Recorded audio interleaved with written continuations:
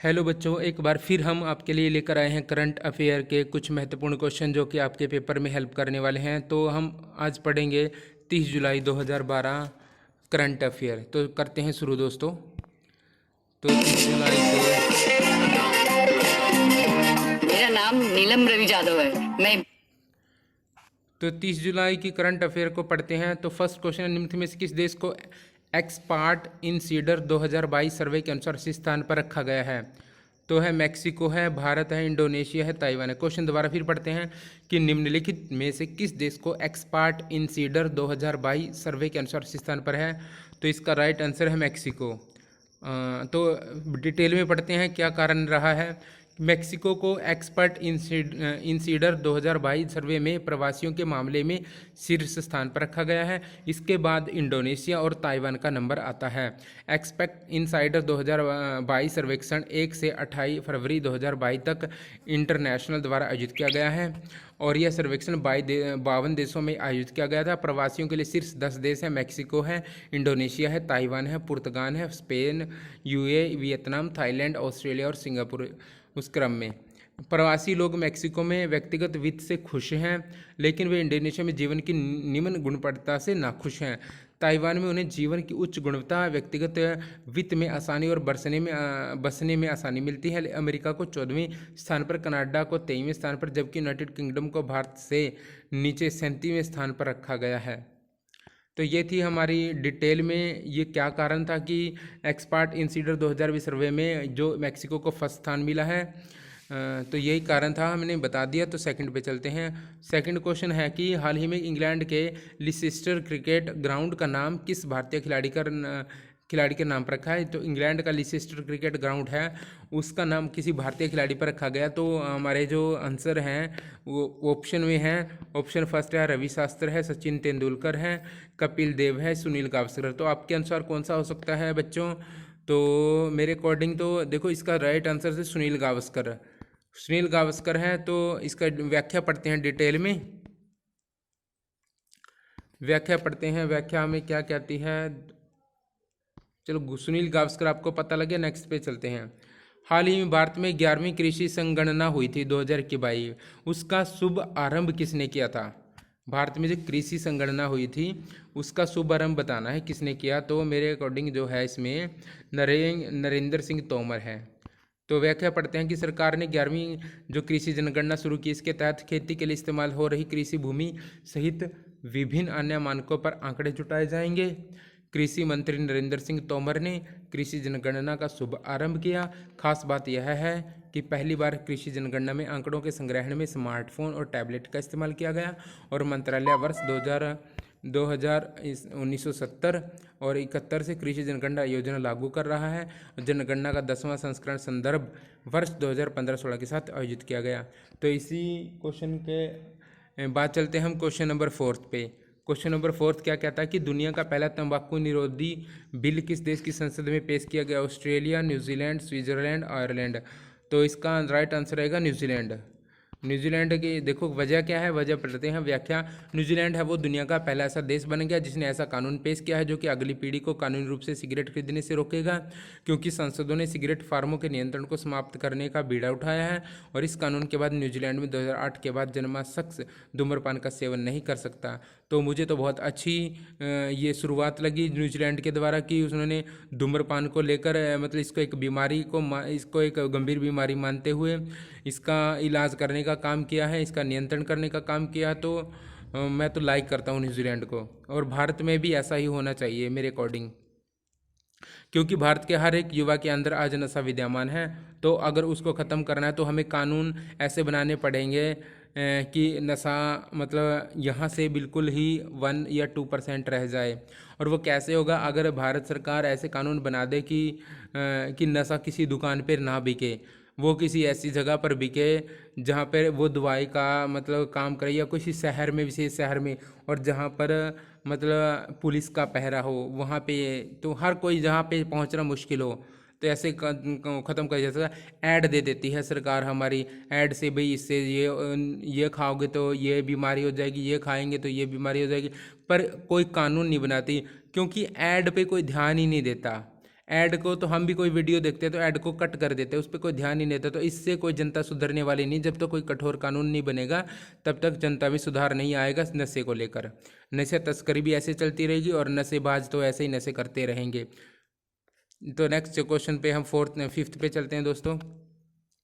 हाल ही में किस राज्य में किसान लोक पर्व हरेली 2022 मनाया गया है? यानी किसान लोक पर्व मनाया जा रहा है, तो उसका नाम हरेली रखा है, 2022 में मनाया गया है। तो कहाँ मनाया जा रहा है?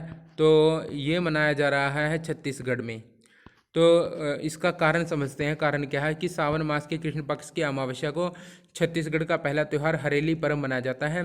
सावन मास की कृष्ण अमावस्या को हरियाली अमावस्या के नाम से भी जानते हैं। इस दिन किसान कुल देवता व कृषि औजारों की पूजा अर्चना करने के साथ ही अच्छी फसल की कामना करते हैं। और हरेली पर्व में बैलों, हल व खेती में काम आने वाले औजारों की विशेष पूजा करने के बाद खेती का काम शुरू किया जाता है।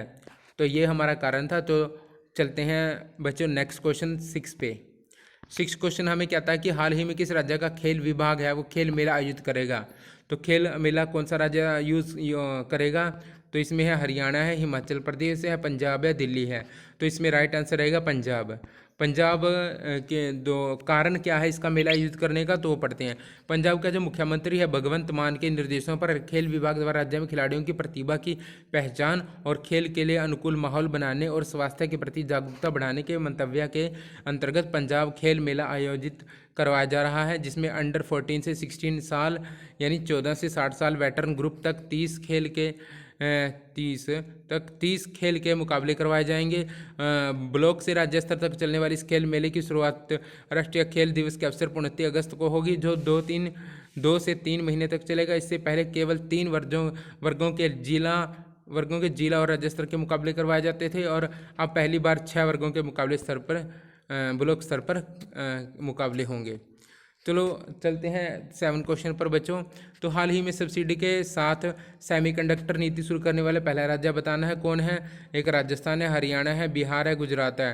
तो इसका राइट आंसर रहेगा गुजरात। तो कारण जानने की कोशिश करते हैं। गुजरात सरकार ने सेमीकंडक्टर नीति की घोषणा की, जिसका मकसद इस क्षेत्र में नए निवेश को आकर्षित करना है। ये नीति 2027 तक लागू रहेगी। इस नीति के तहत राज्य सरकार अहमदाबाद के पास धोलेरा सेमीकॉन सिटी स्थापित करेगी। या पात्र परियोजनाओं को विनिर्माण इकाइयाँ स्थापित करने के लिए सब्सिडी दी जाएगी। तो ये विशेष कारण था इसका। तो चलते हैं बच्चों नेक्स्ट क्वेश्चन 8वें पे। 8वां क्वेश्चन है जो हाल ही में 18वां क्वेश्चन है, हाल ही में भारतीय भाषा प्रौद्योगिकी को बढ़ावा देने के लिए किस आईआईटी ने नीलेकणी केंद्र लॉन्च किया है?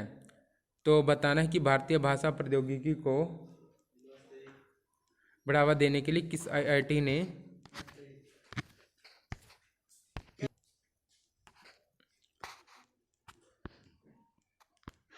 हाल ही में भारतीय भाषा प्रौद्योगिकी बढ़ावा देने के लिए जो किस आईआईटी ने नीलकणी केंद्र, तो फर्स्ट है IIT Bangalore, IIT Madras, IIT Roorkee, IIT Bombay. सबसे पहले तो आपको ये भी पता लग गया कि आईआईटी है कहाँ पे। आईआईटी बेंगलोर में भी, आईआईटी मद्रास में भी, आईआईटी रुड़की में भी, आईआईटी बॉम्बे में भी है। तो इसका जो राइट आंसर रहेगा वो मद्रास रहेगा, आईआईटी मद्रास। इसने आईआईटी के नीलकणी केंद्र लॉन्च किया है। तो इसको पढ़ते हैं कि आईआईटी मद्रास ने भारतीय भाषा प्रौद्योगिकी की स्थिति को बढ़ावा देने के लिए AL4 भारत में नीलकणी केंद्र का शुभारंभ किया। AL4 भारत को भारतीय भाषाओं के लिए ओपन सोर्स लैंग्वेज AL बनाने के लिए आईआईटी मद्रास के एक पहल के रूप में स्थापित किया गया। केंद्र का फोकस मूलभूत कार्यों को संचालित करने पर होगा, जिससे कि बड़े पैमाने पर समाज को लाभ हो सके। इस केंद्र को रोहिणी और नंदन नीलकणी का सहयोग मिल रहा है। तो क्वेश्चन 9 पे चलते हैं। वैसे तो 19 है, पर आज हम 10 क्वेश्चन करवाने वाले थे, उसके अकॉर्डिंग हमारा 9 क्वेश्चन होगा। तो 19 क्वेश्चन कह दो या 9 क्वेश्चन कह दो, एक ही बात है। हाल ही में किस देश में 300 वर्ष बाद लूलो रोज नाम का सबसे बड़ा हीरा मिला है? तो अंगोला है ऑप्शन, फ्रांस है, जॉर्डन है, स्पेन है। तो इसका जो राइट आंसर रहेगा बेटा वो रहेगा अंगोला। अंगोला कारण क्या है कि दक्षिण अफ्रीकी देश अंगोला के खदान से एक ऐसा पिंक डायमंड मिला है जिसे 300 सालों में सबसे बड़ा हीरा बताया जा रहा है। खदान में हीरे की खुदाई करने वाली ऑस्ट्रेलियाई कंपनी का दावा है कि इस हीरे को तराशने के बाद नीलामी में रखा जाएगा, जहां इसकी कीमत अब तक बेचे गए किसी भी पिंक डायमंड से ज़्यादा होगी। तो ये कारण था।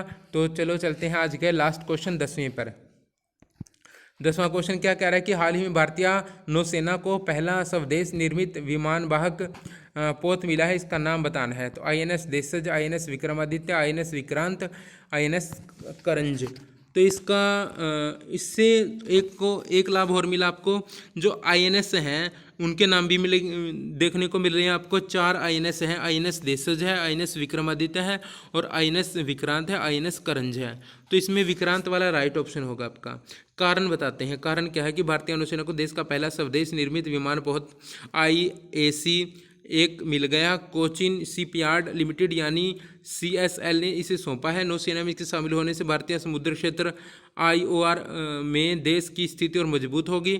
नौसेना के आंतरिक नौसेना डिजाइन निदेशालय ने इस पोत का डिजाइन बनाया है। इसका नाम भारत के पहले विमान पोत भारतीय नौसेना जहाज INS विक्रांत के नाम पर रखा गया है, जिसने 1971 के युद्ध में अहम भूमिका निभाई थी।